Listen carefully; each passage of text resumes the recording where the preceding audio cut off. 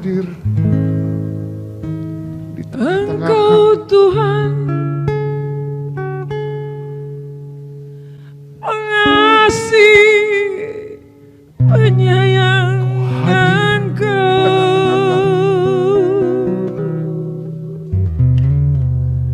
Engkau ada di depan murah hati Tuhan, panjang sabar Tuhan, maka hatiku hancur. kasihanilah aku, tolonglah aku,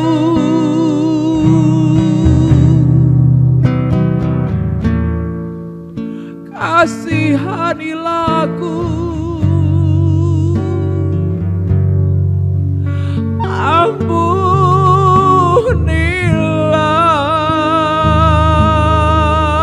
Aku berseru padamu, ampunilah dosaku. Tuhan, Ya Tuhan, ampuni ampuni salahku Tuhan.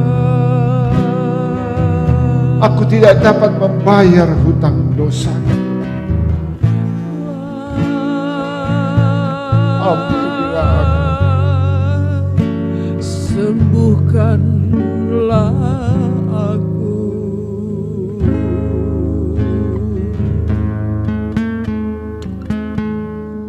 Akuilah Tuhan saudaraku, bahwa Dia adalah penguasa atas hidupmu. Kami patahkan dan oleh bilur-bilur Yesus menyembuhkan pada malam hari ini. Haleluya! Stroke 8 tahun disembuhkan oleh Tuhan Yesus.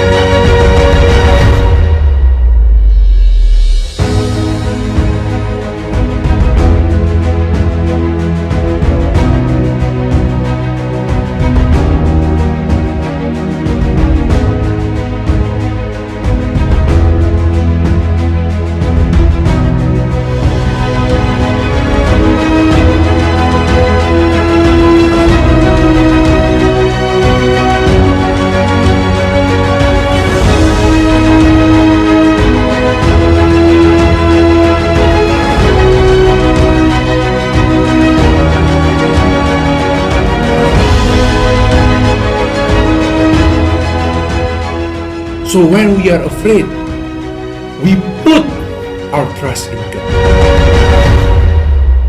Jesus loves you and He hears you.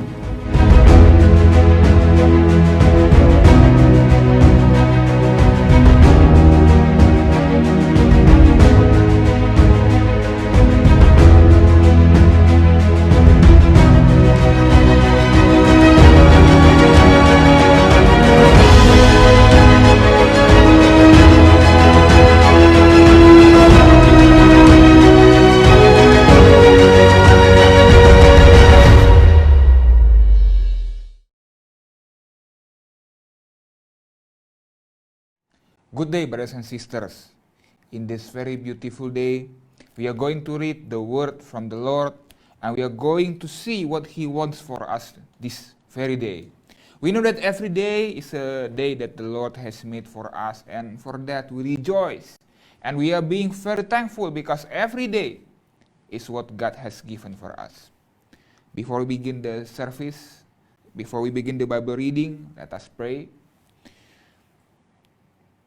Lord Jesus, we are thank you for a new day, this day. We are so thankful because this is a blessed day, a very good day, a beautiful day, a day that you have made for us, a day full of blessing, a day full of planning by you, a day full of hope and joy. Thank you, Lord Jesus. Please give us wisdom to understand your word. Open our heart, open our eyes, open our mind. In the name of Lord Jesus Christ. Amen. Amen, brothers and sisters. I want to bring you about a story of the Israelites and the Moses. This is a story that we know very well because it's a story that is one of the biggest miracles that is happening in the Bible, in Old Testament. It's about how God made miracles for Moses and for the Israeli people. We'll read from Exodus chapter 14. I'll begin reading from verse 13. We can read from chapter 13, or we can read also starting from chapter 12, and we see that God made miracles during the Israelites' enslavement in Egypt. So God sent plagues. There is the plagues of darkness, there is the plague of locust, water turned into blood. We can read them, but I will read to you about the miracle of the crossing of the Red Sea. We read from Exodus 14. First, I will start to you from verse 5. Exodus 14, verse 5. Now it was told the king of Egypt that the people had fled, and the heart of Pharaoh and his servants was turned against the people, and they said, Why have we done this, that we have let Israel go from serving us? So he made ready his chariot and took his people with him. Also he took 600 choice chariots, and all the chariots of Egypt with captains over every one of them. And the Lord hardened the heart of Pharaoh, king of Egypt, and he pursued the children of Israel. And the children of Israel went out with boldness. So the Egyptians pursued them, all the horses and chariots of Pharaoh, his horsemen and his army, and overtook them camping by the sea beside Pi-hahiroth, before Baal-Zephon. And when Pharaoh drew near, the children of Israel lifted their eyes, and behold, the Egyptians marched after them. So they were very afraid. And the children of Israel cried out to the Lord. Then they said to Moses, Because there were no graves in Egypt, have you taken us away to die in this wilderness? Why have you so dealt with us to bring us up out of Egypt? Is this not the word that we told you in Egypt, saying, Let us alone, that we may serve the Egyptians? For it would have been better for us to serve the Egyptians than we should die in the wilderness. And Moses said to the people, Do not be afraid, stand still, and see the salvation of the Lord, which he will accomplish for you today. For the Egyptians whom you see today, you shall see again no more forever. The Lord will fight for you, and you shall hold your peace. And then we see from verse 15, And the Lord said to Moses, Why do you cry to me? Tell the children of Israel to go forward, but lift up your rod, and stretch out your hand over the sea, and divide it. And the children of Israel shall go on dry ground through the midst of the sea. And I indeed will harden the hearts of the Egyptians, and they shall follow them. So I will gain honor over Pharaoh and over all his army, his chariots, and his horsemen. Then the Egyptians shall know that I am the Lord, when I have gained honor for myself over Pharaoh, his chariots and his horsemen. And the angel of God who went before the camp of Israel moved and went behind them. And the pillar of cloud went from before them and stood behind them. So it came between the camp of the Egyptians and the camp of Israel. Thus it was a cloud and darkness to the one, and it gave light by night to the other, so that the one did not come near the other all that night. Then Moses stretched out his hand over the sea, and the Lord caused the sea to go back by a strong east wind all that night, and made the sea into dry land, and the waters were divided. So the children of Israel went into the midst of the sea on the dry ground, and the waters were a wall to them on their right hand and on their left. And the Egyptians pursued and went after them into the midst of the sea, all Pharaoh's horses, his chariots, and his horsemen. Now it came to pass in the morning watch that the Lord looked down upon the army of Egyptians through the pillar of fire and cloud, and he troubled the army of the Egyptians. And he took off their chariot wheels, so that they drove them with difficulty. And the Egyptians said, "Let us flee from the face of Israel, for the Lord fights for them against the Egyptians." Then the Lord said to Moses, "Stretch out your hand over the sea, that the waters may come back upon the Egyptians, on their chariots and on their horsemen." And Moses stretched out his hand over the sea, and when the morning appeared, the sea returned to its full depth, while the Egyptians were fleeing into it. So the Lord overthrew the Egyptians in the midst of the sea. Then the waters returned and covered the chariots, the horsemen, and all the army of Pharaoh that came into the sea after them. Not so much as one of them remained. But the children of Israel had walked on dry land in the midst of the sea, and the waters were a wall to them on their right hand and on their left. So the Lord saved Israel that day out of the hand of the Egyptians, and Israel saw the Egyptians dead on the seashore. Brothers and sisters, this is a story that we have watched so many times on the movies. Maybe we have seen the story on the movies, maybe we have read about it before, maybe our parents have told us about the story, maybe your pastor have told you about the story. But this is a beautiful story that shows that our God is indeed a very powerful God. He is not a God that is not capable of doing any miracle. Brothers and sisters, we see that the Israel crossed the sea on dry land, with the water on their right hand like a wall, and on their left hand. None of us could do such things. Even we say, oh, now we can build bridge, we can build tunnel. Yes, we could do that. But how many years it took? And it's not water on the right hand and water on the left hand. We cannot do miracles. That the Israelites, like us, we are pinned, and we cannot escape the troubles of life. We cannot escape by the sea. We cannot escape the chariots of Pharaoh. It is said that they have like 600 chariots of Egypt. And during this time, we know that chariots at that time is like a modern tank on our time. Nobody could stop them. The Israelites are not armed. They're just like peasants.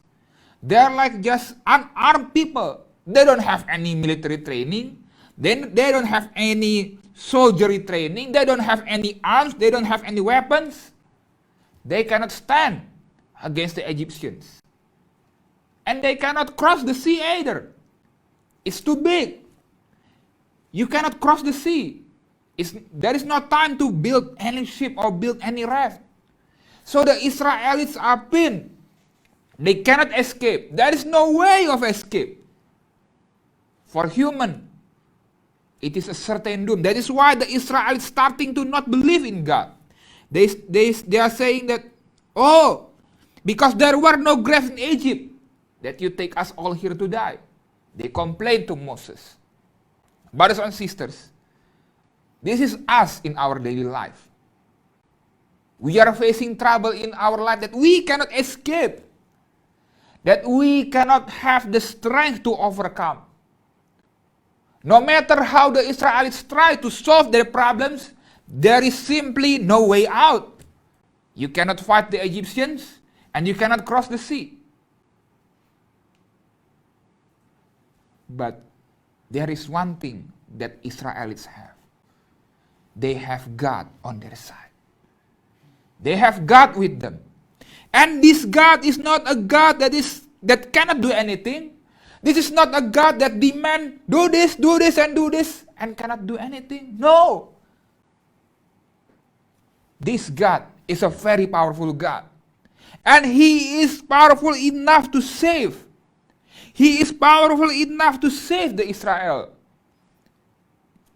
We see here, as the chariots are overtaking the Israel people, the angel of God moved and went behind them and create a pillar of cloud.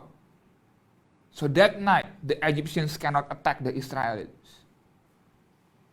It's a wonder and a miracle from God that is happening that time.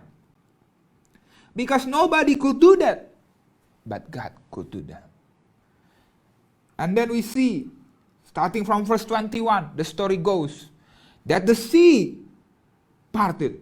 God sent a strong wind so that the Israelites could cross the sea on dry ground. Until today, there is no technology that can do that. There is no way a man could do that. There is no way our own mind and our own strength and our own understanding could do that. There is no way. For our human mind, the Israelites are doomed. They will die there or be sent back into enslavement. They will die or be slave again. There is no way out. Nobody could fight a chariot. Nobody could cross the sea. For us, there will be a time where we will be doomed. But if we stand with God, we will see miracle happening. I will read to you again from the Bible. From Isaiah 59, verse 1 and verse 2. Behold, the Lord's hand is not shortened, that it cannot save, nor his ear heavy, that it cannot hear. But your iniquities have separated you from your God, and your sins have hidden his face from you. Brothers and sisters, what is this verse telling us? Sometimes in life, we see that there is no help. We see that there is no salvation. We see that there is no assistance. And we ask God, why you do this to me? That's because we are sinning. That's because we are leaving God. We see that our God is a wonderful God that is capable of doing miracles in life, that is able to make the sea into dry land. A God of wonder and a God of miracle. But in life, we are like the Israelites. We complain, God, why you don't help me? Well, God, why you don't do this to me? In our problems, we blame God for everything. But in our happy times, we don't thank God. We are just saying, oh, we gain this by all of our might. When we get good stuff, oh, this is my own. I get this by my own mind and my own might. But during trouble times, we blame God for our problems. Maybe you don't believe in God. Maybe some of you don't believe in Him. But we always try to blame Him if we get something bad in our life. But we see here that the Lord's hand is not shortened, that it cannot save. nor his ear heavy that it cannot hear. But the problem of us is that we are separated from him. We are separated from him because we are sinning in our life, that his face is hidden from us. Our God is a God of wonders and miracles. But our iniquities, our sins, may separate us from him. And we see here in verse 3, for your hands are defiled with blood, and your fingers with iniquity. Your lips have spoken lies. Your tongue has muttered perversity. Brothers and sisters, our sin made us separate from the Lord. Our sin made us cannot go into God. Our sin make us separate from God. There is no way we could come to God. There is no way we could go to God. There is no way, because we are all separated from God because all of our sins. You and I, we are all separated from God if we are sinning. And separation from God make us we cannot see the help of the Lord. Brothers and sisters, there is no way we could get through of this separation. There is no way we could jump over this chasm between us and God. There is no way we could go to Jesus if we don't clean ourselves. Brothers and sisters, but how we could make our sin become no more? We can only come by the blood of Jesus Christ. I will read to you again a final verse.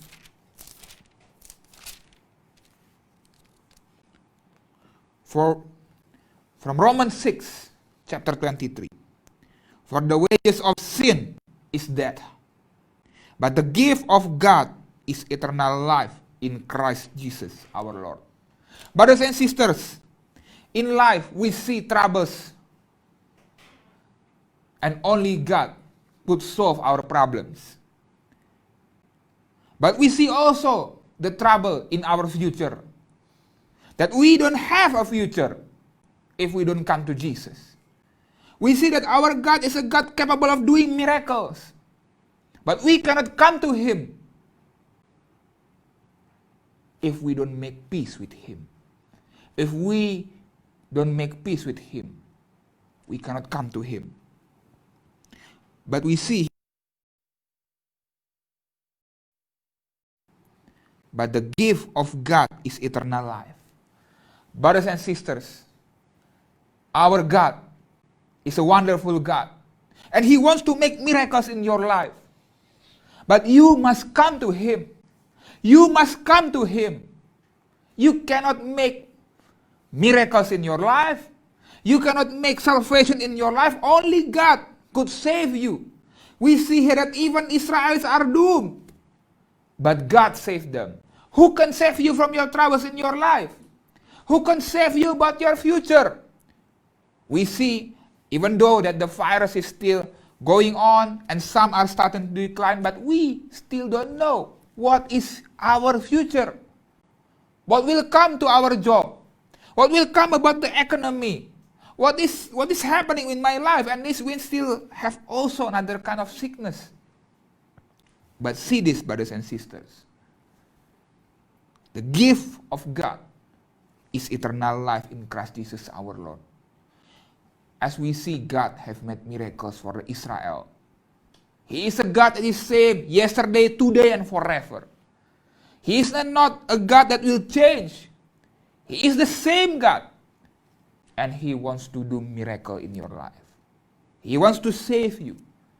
As he had saved the Israel from the Red Sea, from the Egyptians, he wants also to save you and wants to get you to eternal life. Because we are all sinners and we all should be dead. There is no way to escape that. For the wages of sin is death. We are all sinners. We all have committed iniquities. We all have been separated from God. Wages of sin is death. There is no way around that. Like there is no way for the Israelites to escape the Egyptians. But there is a God. A gift of God is eternal life. Brothers and sisters, why we worry about our life? Because we don't know what will happen tomorrow. What will happen if we die? Even for some of you that did not believe in God, we all have fear of dying because we don't know what is there. But know this, brothers and sisters, if we want to come to God, if we want to come to Jesus, we don't need to fear anything. God will make miracles in our life. God will ensure that our life will be a wonderful life. And He promised us eternal life if we come to Him. Brothers and sisters, do not delay during this time. Believe in Lord Jesus. Believe in God. Brothers and sisters, we are all sinners. And we are all separated from God. But the Bible says in John 3 verse 16, for God so loved the world that He gave His only begotten Son, so that whoever believes in Him shall not perish, but have everlasting life. We all should have perished, brothers and sisters, you and me. Our good deeds are useless. We cannot make miracles. We cannot cross the sea. We cannot stop the Egyptians. We cannot set us free. We cannot do anything. But Jesus. Here comes Jesus. And He wants to save us. He wants to give us a life of eternal life. Brothers and sisters, this is a time to believe in Him. Brothers and sisters, believing in the powerful God is a very wonderful thing. The greatest miracle that could happen in our life is salvation. And He will also do other miracle in your life. Miracle of healing, miracle in your finances, miracle against any kind of problem in life, miracle in your family. He will do that. But first, we must come to Him. So, brothers and sisters, if you want to be saved, if you want eternal life, if you want a God that is capable of making a sea into dry land to be your God, you must accept Jesus in your life. You can follow my prayer. A very simple prayer. Let us pray.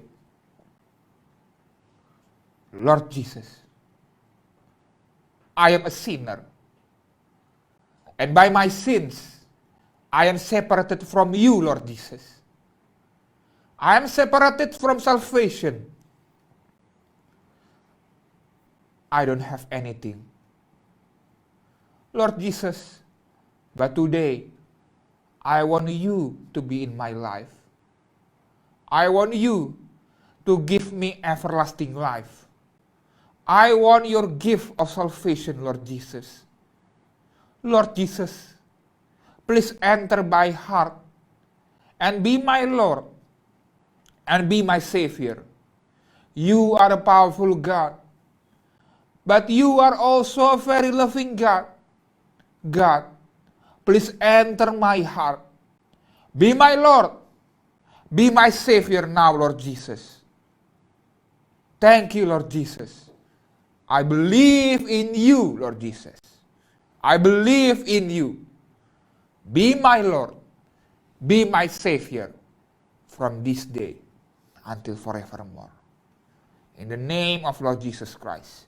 Amen. Amen, brothers and sisters. Welcome to the kingdom of God.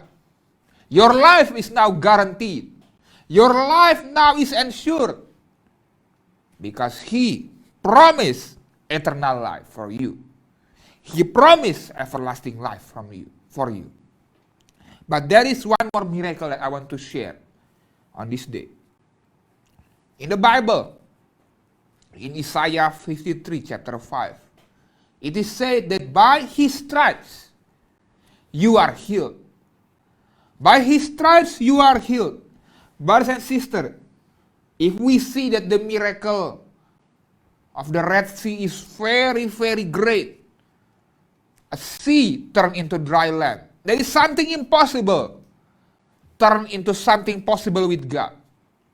He also wants to heal you from any kind of sickness in your life. He wants to completely heal you, as he had made miracles for Israel in the past. He is also a God that is capable of doing miracles today and tomorrow and the next month.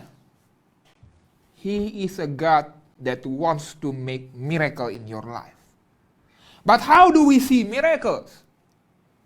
How do we see this work of the Lord? There is only one thing we should be doing, is to believe that He is able to do that in your life. If we see from the Bible that He is capable of doing so many miracles, whether it in Old Testament or in New Testament, He is the same God. Yesterday, today, and forevermore. He is the same God. What we must do, what you must do, is that you only have to believe in Him. Just that.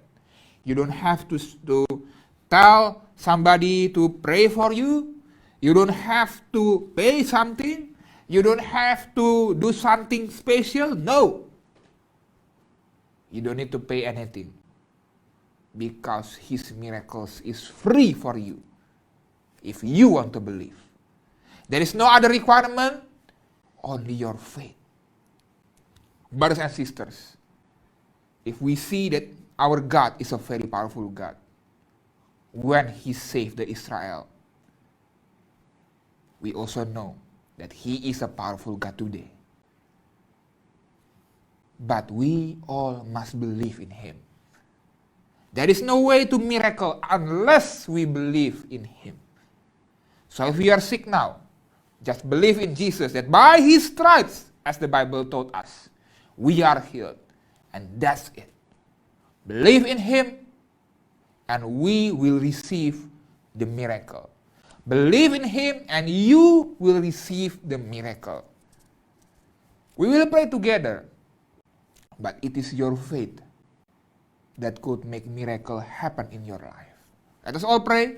Before we pray, you touch the part of the body where you feel the sickness or you feel the pain. If you feel constant headache, you can touch your head. Or if you have heart disease, you can put your hand above your heart. You can also pray for any kind of mental disease. You can pray, put your hand above your chest. If you have the dreaded COVID-19, you can also pray for that. Jesus could heal any kind of disease, but we must believe in Him. Any kind of disease. Your faith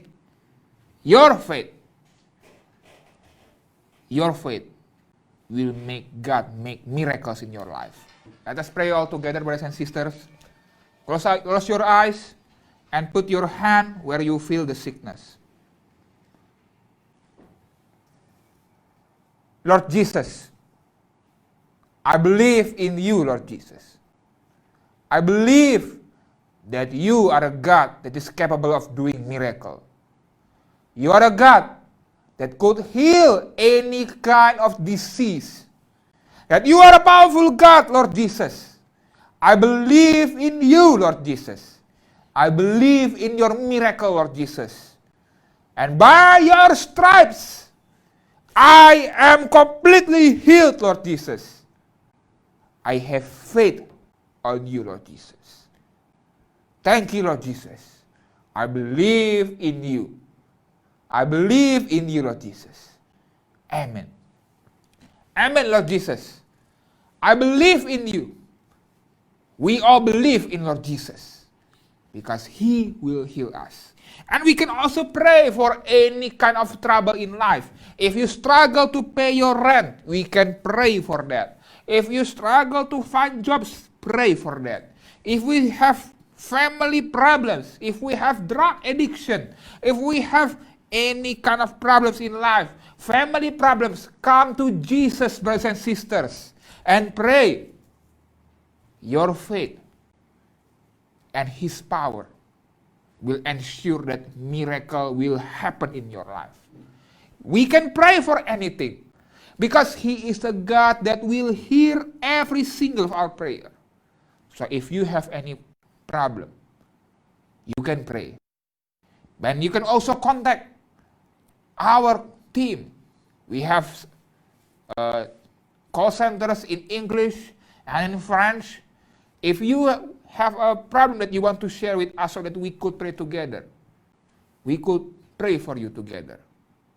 But know this, brothers and sisters, our God is a powerful God, and He could make wonders in your life if you believe in Him. And before we close this service, brothers and sisters, I want to remind all of us, even though we believe in Lord Jesus Christ and His works of miracles and healing, but we must still follow the guidelines of the government. Some of the states in America have specific guidelines. Maybe in your country you have specific guidelines too. You must follow their directions. You must follow the directions of your government, follow the guidelines. And we know, with Jesus, we will weather the storm together. We must also continue to pray for our government so that God gave them wisdom. So even though in these times of trouble, God gave our government wisdom so that they may make the correct paths in our life. And continue to pray for them and continue to follow their guidelines. Remember, because God is the one that puts them in charge of all of us. Thank you, brothers and sisters. Continue to pray, continue to believe, and continue to trust in Jesus Christ. God bless you all, brothers and sisters, and God bless all nations in the world. Thank you.